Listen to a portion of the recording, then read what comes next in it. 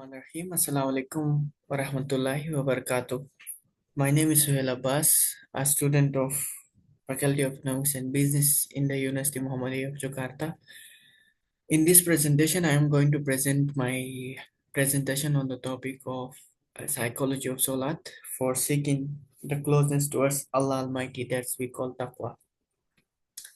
So, before diving into the presentation, I would like to go through the introduction of my topic. As we all know that Salat is not just a physical ritual, so this is considered as one of the powerful psychological as well as the spiritual tool.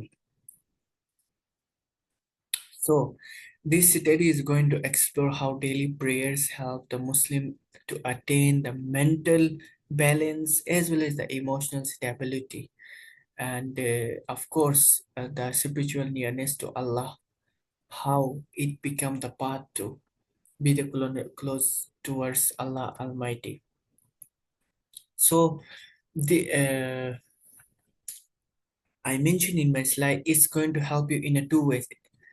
If you are going to do the things intentionally, that we call niya, consciousness, intentionally you are preparing yourself to do something that takes you to have the closeness to Allah, preparing yourself, washing the hands that we call wudu, and preparing your place to prayer. So this is going to be an ania. So this is going to affect the psychology of uh, someone. So ritual movements. As we all know that in the salat, it consists of physical posture like standing, bowing, and prostrating. So engaging your brain, soul, as well as the body in the thing that connects and takes you to the spiritual power. So in this salat, it is going to be have intentionally. So it contains your body, soul, as well as the brain. So khushu, what we call spiritual mindfulness as well as the emotional relief. So Solat is going to be one of the main reasons to have the relief in your life. Why? Because while praying, while preparing yourself for the prayers, you know that and you think that there is Allah who aware of all my activities. So this is going to be a effect on the psychology of someone. So Solat provides the emotional catharsis, like that means the channel for expressing and integrating feelings, reducing anxiety by situating trails within the divine mercy. What I call is like while praying, of course, you're going to recite the holy verses of Quran, so this is going to affect the mind as well as your thoughts. So cognitive descripting as and temporal disciplines. How? Sorry, cognitive anchors. That's mean you are going to recite the divine verses. Thus, of course, the recitation of these holy verses is going to affect the mind. So you're going to have the strength in these things.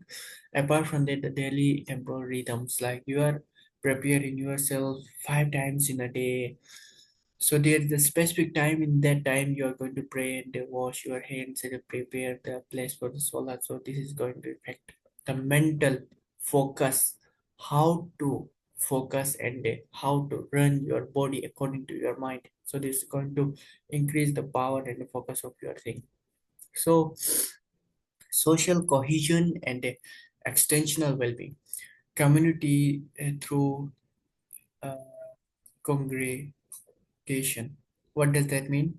Means we have the communal prayers that leads to strengthen the group identity. What does that mean?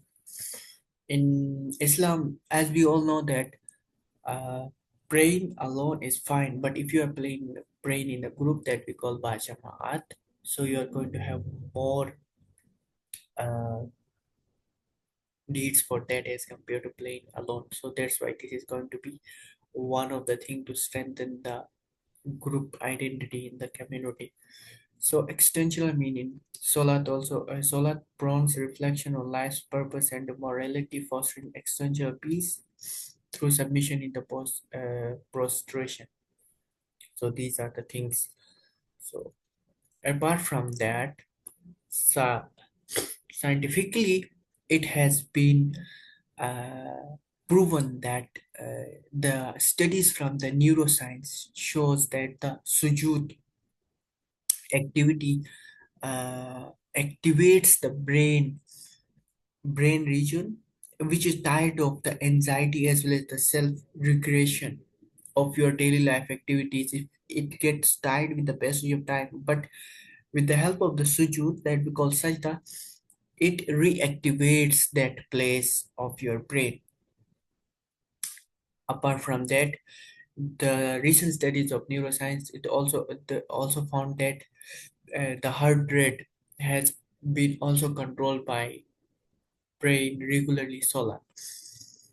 So real life impact, as we already discussed on our previous slides, that from improving mental health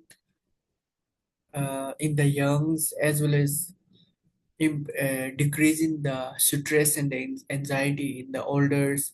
So solar serve both, like in the both ways, personally personal healing as well as the making the community strength, because 5 times pray someone is praying together, so it's going to be one of the best thing to have strength in the community.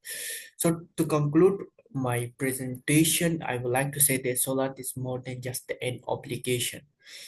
It is a complete psycho spiritual practice that needs your body, soul, as well as your uh, body, body, your soul, as well as your brain, with the only one thing that's called sincerity and khushu.